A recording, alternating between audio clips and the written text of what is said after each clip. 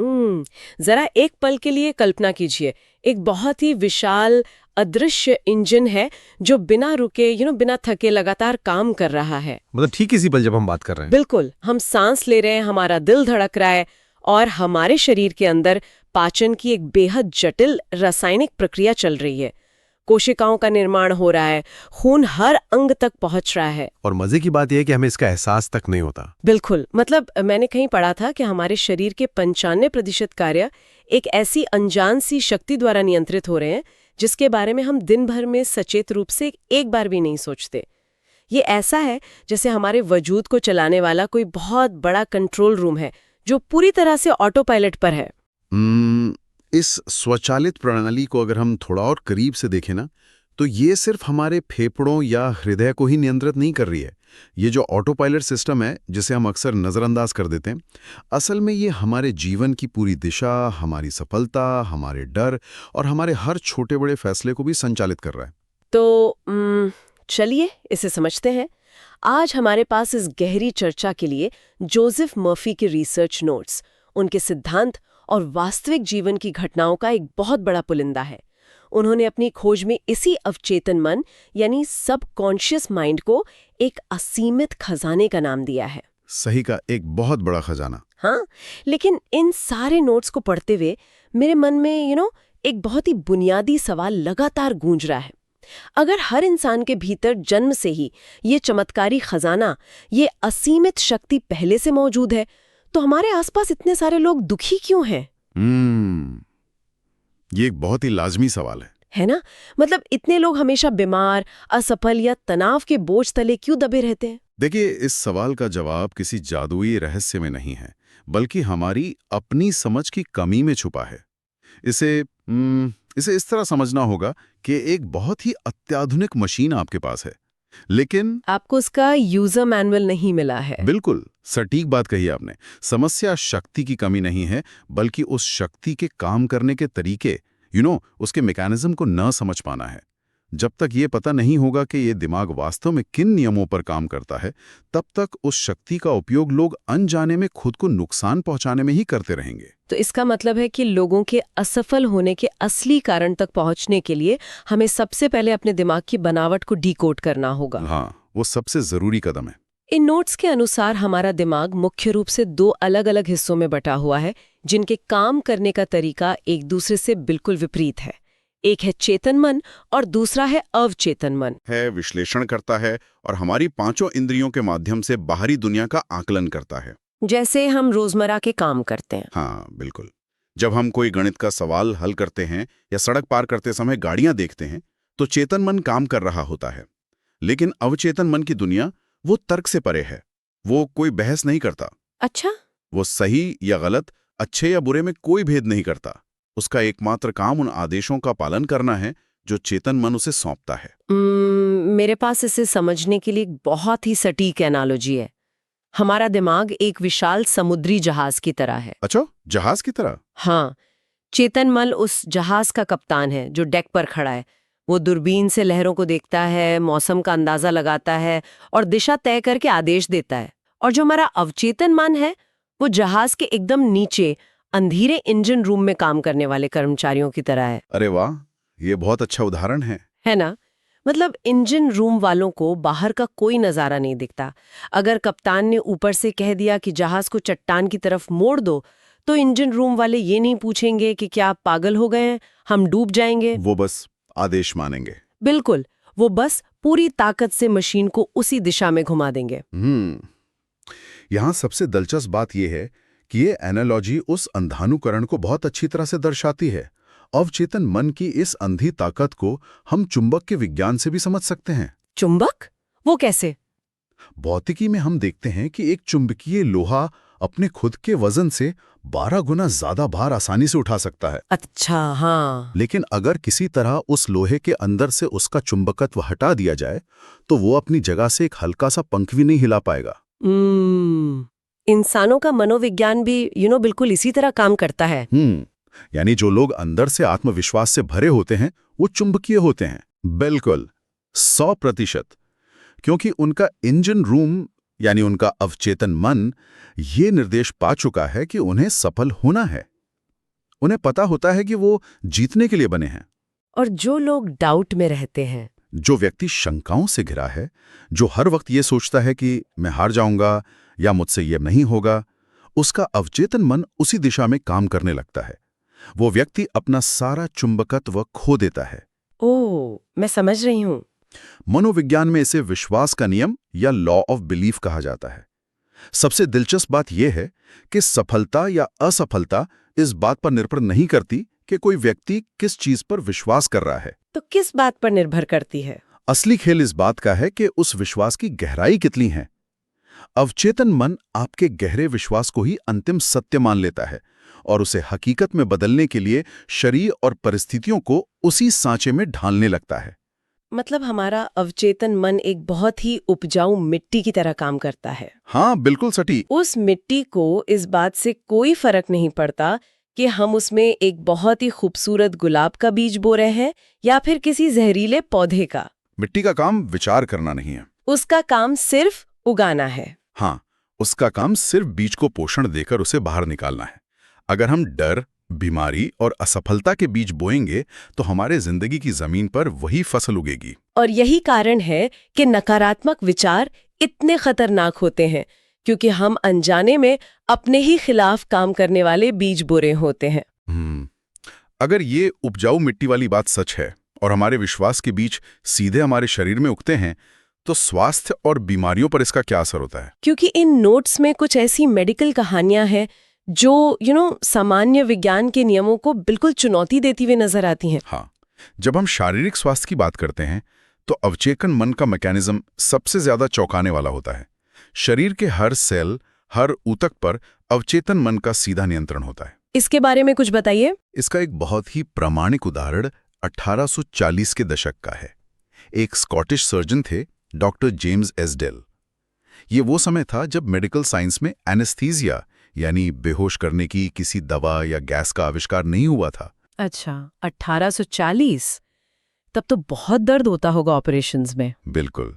फिर भी डॉक्टर एसडेल ने बिना किसी केमिकल के 450 से ज्यादा बहुत ही जटिल ऑपरेशन किए, जिनमें अंगों को काटना और शरीर से बड़े ट्यूमर निकालना शामिल था। रुकिए एक मिनट, क्या 450 ऑपरेशन बिना किसी दवा के काटना?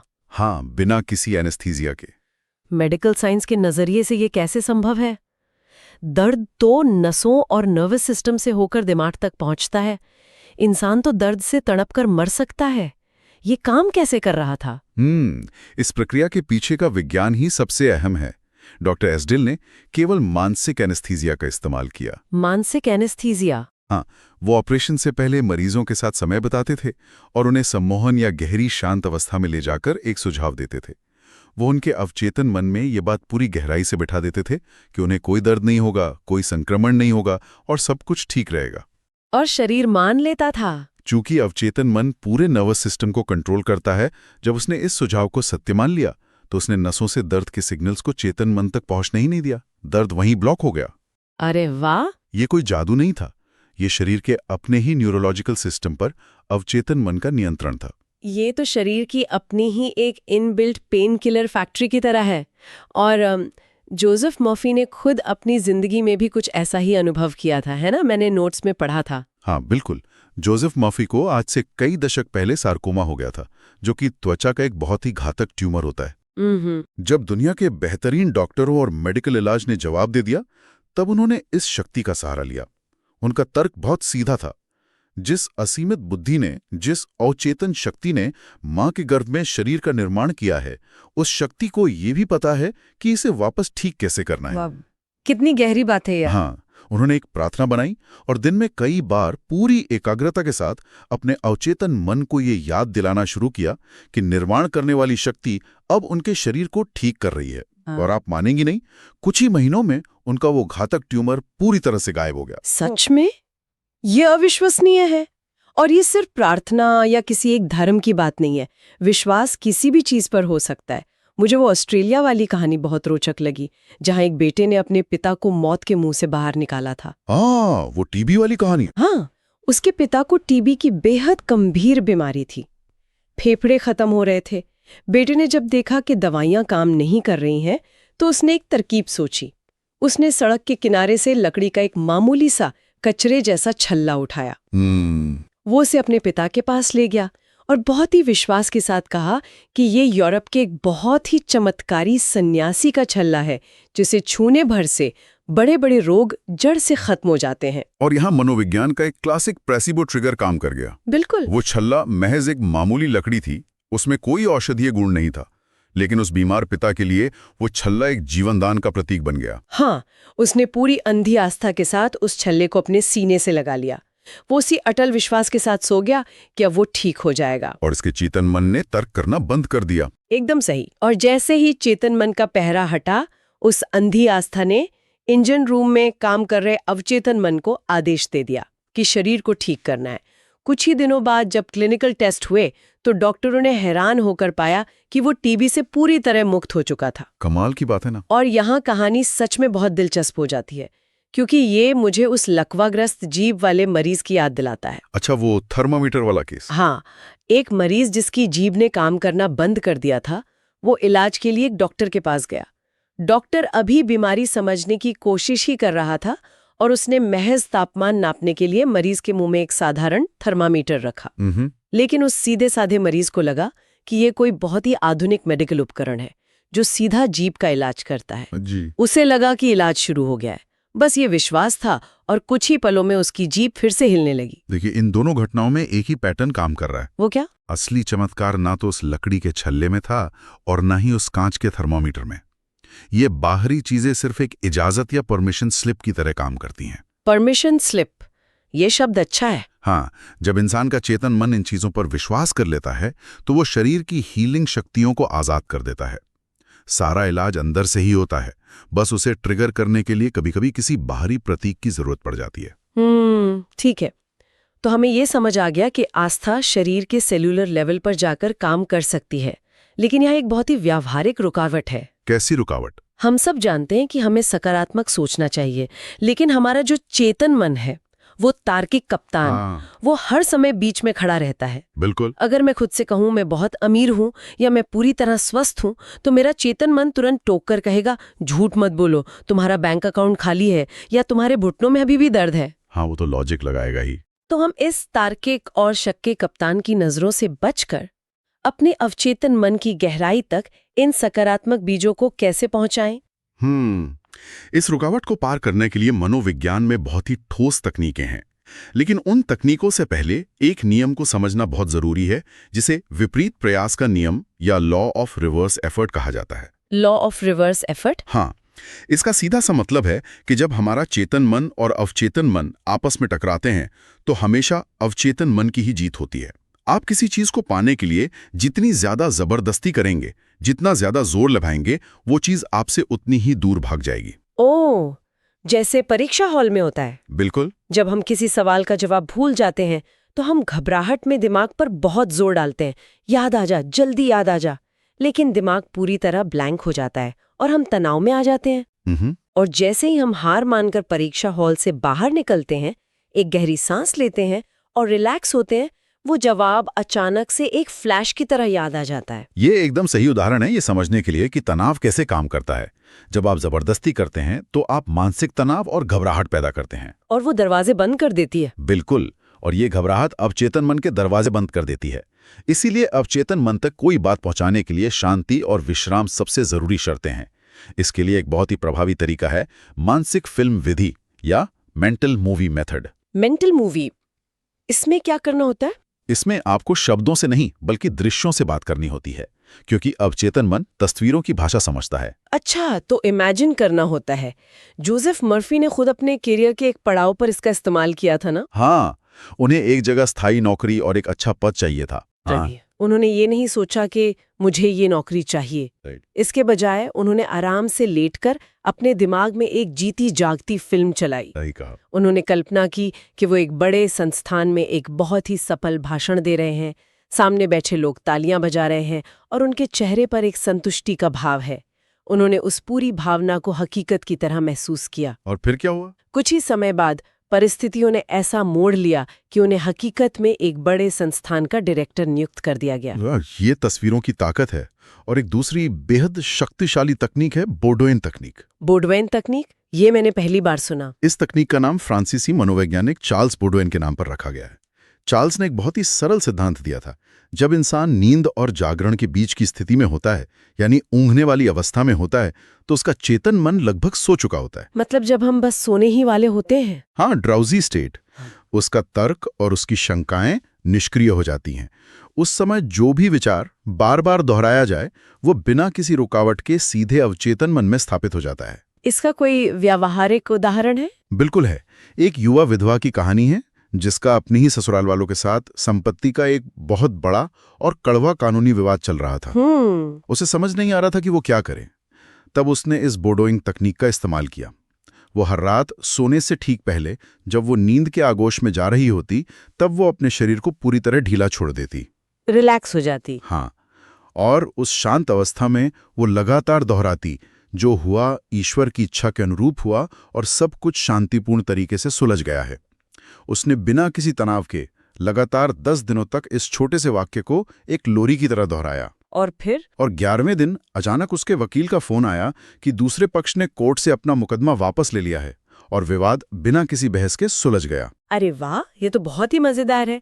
तो क्या ये बोडोइन तकनीक कुछ ऐसी है जैसे किसी बड़ी कंपनी का एक बहुत ही सख्त सिक्योरिटी गार्ड है? अच्छा। हाँ, जो कि हमारा चेतन मन है। वो दिन भर दरवाजे पर खड़ा रहता है और किसी भी नए विचार को अंदर नहीं जाने देता, सबसे पूछताछ करता है। लेकिन जब रात को वो सिक्योरिटी गार्ड कुर्सी पर बैठे बैठे ऊँघने लगता है, तो आप चुपके से ऑफिस में घुसते हैं और सीधे बॉस यानी अवचेतन मन की डेस्क पर अपनी फाइल या अपना लेटर रख देते हैं। बहुत बढ़िया एनालॉजी। और सुबह जब बॉस उठता है तो वो उसी फाइल के हिसाब से काम शुरू कर देता है। ये एनालॉजी इसे इतनी सरलता से समझाती है कि इसे कोई भी अपने जीवन में उतार सकता है। नींद से ठीक पहले का समय और सुबह आंख खुलने के तुरंत बाद का समय, ये दोनों वो वक्त हैं जब वो सख्त सिक्योरिटी गार्ड अपनी ड्यूटी पर पूरी तरह मुस्तैद नहीं होता। उस समय आप जो भी निर्देश बॉस की डेस्क पर रखेंगे, आपका अवचेतन मन अगले 24 घंटे उसी दिशा में काम करेगा। ठीक है। शरीर के अंदर बीमारियों को ठीक करना समझ आता है, क्योंकि वो नसों और बायोलॉजी का खेल है। मानसिक शांति भी समझ आती है। लेकिन अगर हम बाहरी दुनिया में आएं, बाहरी दुनिया मतलब पैसे या करियर पर ये कैसे काम करता है? क्या हम अपनी आर्थिक स्थिति भी इससे बदल सकते हैं? तंत्र वही रहता है, बस विषय बदल जाता है। धन और प्रचुरता के मामले में अवचेतन मन आपके देखने का नजरिया और आपकी दिन प्रतिदिन की छोटी छोटी प्रतिक्रियाओं को बदल देता है। अच्छा। अगर आप हमेशा तंगी, गरीबी और मैं ये नहीं खरीद सकता वाली मानसिकता में रहेंगे, तो आपका दिमाग आपके आसपास मौजूद अवसरों को पूरी तरह ब्लॉक कर देगा। मुझे इसमें नीना नाम की उस लड़की का उदाहरण याद आ रहा है। हाँ, नीना की कहानी बहुत दिलचस्प है। नीना ने एक मॉल में एक बेहद खूबसूरत और महंगा बैग देखा। उसकी पहली स्वाभाविक प्रतिक्रिया वही पुरानी थी, मैं इसे नहीं खरीद सकती, ये मेरी हैसियत से बाहर है। जो कि हम में से ज्यादातर लोग करते हैं। बिल्कुल। लेकिन फिर उससे याद आया कि वो अपने अवचेतन मन को क्या आदेश दे रही है। उसने खुद को रोका और अपने विचार को पलटते हुए पूरी शांति से खुद से कहा, ये बैग मेरा है, ये बिक्री के लिए है और मैं इसे मानसिक रूप से स्वीकार करती हूँ। और इसका नतीजा क्या हुआ? उसी दिन शाम को उसके मंगेतर ने उसे गिफ्ट में वही बैग लाकर दे दिया। कमाल है। तो इन सब का क्या मतलब है? अब यहाँ मुझे थोड़ा लॉजिक लगाना होगा। हाँ, पूछिए। तो क्या हम बस सोफे पर लेट जाएं और करोड़ों के बारे में सोचें, आसमान से बैग कैसे गिरेगा? इसमें तो कोई तर्क ही नहीं है। क्या ये कोई जादू है कि सोचा और मिल गया? अगर हम इसे व्यापक नजरिए से देखें तो ये बहुत ही जायज सवाल है और यही ज्यादातर लोग गलती करते हैं।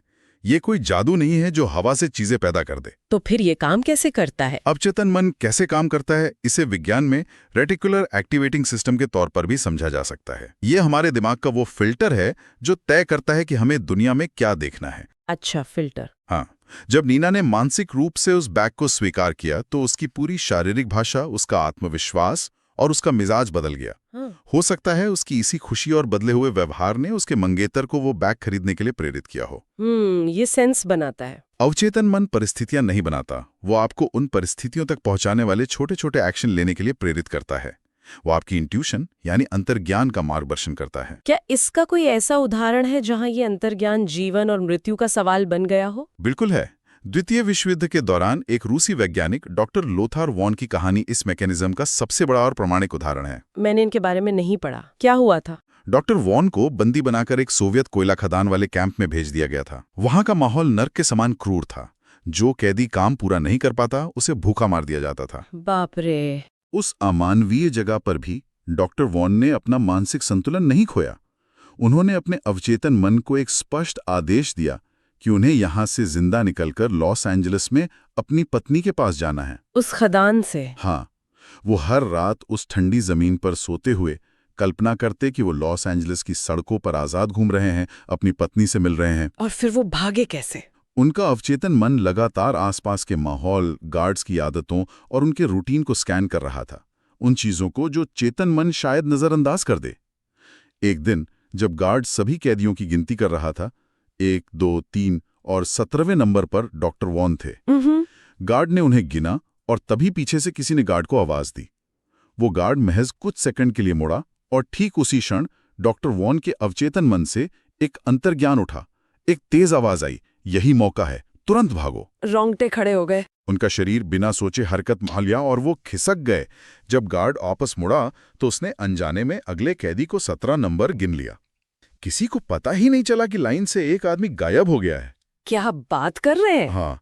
इसके बाद उनका वही अंतर्ज्ञान उन्हें रात के अंधेरे में सही रास्तों पर ले गया, सही ट्रेनों तक पहुंचाया और आखिरकार वो सुरक्षित बचकर लॉस एंजलिस पहुंच गए। अवचेतन मन ने उनके लिए जादू से कोई हवाई जहाज नहीं भेजा था, उसने उन्हें सही समय पर सही फैसला लेने की दृष्टि दी थी। ये सच में एक अद्भुत कहानी है। मतलब ये दिखाता है कि ये शक्ति सिर्फ पैसे या बीमारी नहीं, जीवन बचाने और रिश्तों को भी कैसे बदल सकती है।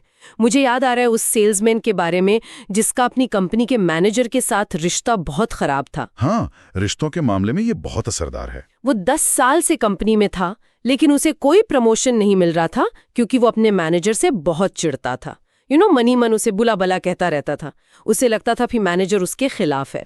और उसे ये एहसास नहीं था कि उसकी वो नकारात्मक ऊर्जा उसके काम, उसकी बातों और उसके हाव भाव से बाहर आ रही थी। बिल्कुल। लोग उस ऊर्जा को महसूस कर लेते हैं। जब उसने ये बात समझी तो उसने तकनीक बदली। उसने रात को सोने से पहले मानसिक रूप से ये फिल्म चलाना शुरू किया कि उसका मैनेजर उसे बुलाकर उसकी तारीफ कर रहा है, उसे प्रमोशन दे रहा है। उसने वो मेंटल मूवी मेथड यूज किया। हाँ, उसने इस सकारात्मक भावना को अपने अंदर बसा लिया। नतीजे के तौर पर मैनेजर के प्रति उसका बर्ताव बदल गया, उसकी कड़वाहट खत्म हो गई और कुछ ही महीनों बाद उसी मैनेजर ने सच में उसकी मेहनत को पहचाना और उसका प्रमोशन कर दिया। तो अगर हम इस पूरी विस्तृत चर्चा के धागों को एक साथ समेटें तो ये समझ आता है कि हमारा अवचेतन मन किसी बैंक की तरह है। बैंक की तरह? हमारी का प्रेम का हो या ईर्ष्या का, ये बैंक कोई भेदभाव नहीं करता। ये बैंक उन विचारों पर चक्रवृद्धि ब्याज यानी कंपाउंड इंटरेस्ट लगाता है और हमें वही चीज कई गुना बढ़ाकर हमारी बाहरी जिंदगी में वापस कर देता है। ये बहुत ही खूबसूरत तरीके से समझाया आपने, है ना? ये पूरी तरह हमारी पसंद है कि हम जीवन, प्यार और खुशी का चुनाव करते हैं या फिर डर और निराशा के बीज बोते हैं। इसके साथ ही ये बात भी स्पष्ट हो जाती है कि ये कोई एक दिन का काम नहीं है, ये एक निरंतर चलने वाली प्रक्रिया है। नियंत्रण हमेशा हमारे ही हाथों में होता है, बस जरूरत है उस पर पकड़ मजबूत करने की। इसीलिए हम सबको ये याद रखना होगा कि हम ही अपने विचारों के कप्तान हैं। ये हमारा काम है कि हम अपने इस विशाल जहाज को, अपनी जिंदगी को सही दिशा में ले जाएं। सकारात्मकता और सही विचारों को चुनना केवल एक घटना नहीं होनी चाहिए, बल्कि इसे हमें अपनी दैनिक आदत बनाना होगा। निर्देश देने होंगे। हाँ। और इस पूरी चर्चा के अंत में ये एक महत्वपूर्ण सवाल खड़ा करता है, एक ऐसा सवाल जिस पर हम सबको एकांत में विचार करना चाहिए। वो सवाल क्या है? अगर हमारा अवचेतन मन एक वॉइस रिकॉर्डर की तरह है जो दिन के 24 घंटे बिना थके हमारी हर सोच, हमारे हर विश्वास, हमारी हर छोटी बड़ी शंका को रिकॉर्ड कर रहा है, तो हम सब ठीक इसी पल बिना एहसास किए अपने भविष्य के लिए कौन सी कहानी लिख रहे हैं? क्या हम अपनी रोजमर्रा की चिंताओं में उलझकर अनजाने में एक ट्रेजेडी, एक दुखांत नाटक लिख रहे हैं, या फिर हम अपनी जिंदगी का एक खूबसूरत मास्टरपीस तैयार कर रहे हैं? ये एक बहुत ही गहरा विचार है जो सच में हमें अपने ही अंदर झांकने पर मजबूर कर देता है। तो याद रखिए, इंजन रूम में काम करने वाले वो कर्मचारी बस आपके अगले आदेश का इंतजार कर रहे हैं। उन्हें सही आदेश दीजिए। इस विस्तृत चर्चा में आज बस इतना ही।